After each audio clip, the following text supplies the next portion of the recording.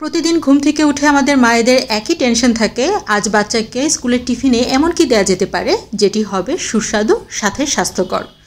আজ আমি আপনাদের সাথে এমনই একটি স্যান্ডউইচ রেসিপি শেয়ার করব, যা প্রায়ই আমি আমার মেয়েকে স্কুলে দিয়ে থাকি।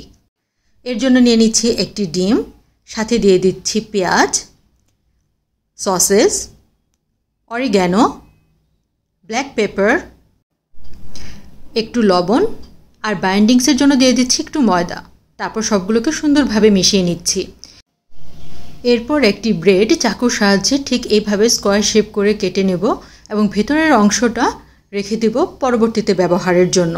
এবার একটু টমেটো সস উপরে স্প্রেড করে দিচ্ছি, সাথে দিয়ে দিচ্ছি স্লাইস চিজ। এরপর ব্রেডগুলোকে ঠিক এইভাবে অ্যারেঞ্জ করব এবং ডিমের মিক্সচারটি ঠিক এইভাবে দিয়ে দিব। এরপর স্কোয়ার করে কাটা অংশটুকু উপরে দিয়ে দিচ্ছি। এরপর স্প্যাচুলার সাহায্যে এটিকে অল্প অল্প চাপ দিয়ে এটিকে সেট করে দেব। আর ডিমের যে অংশটুকু রয়ে গিয়েছিল সেগুলোকে ঠিক এইভাবে দিয়ে দিব, যাতে করে এটি খুব সুন্দরভাবে সিল হয়ে যায়। এরপর আরেকটু তেল গরম করে অপর পাশটি সুন্দরভাবে ভেজে নেব। এই তো তৈরি হয়ে গেল আমাদের মজাদার স্যান্ডউইচ।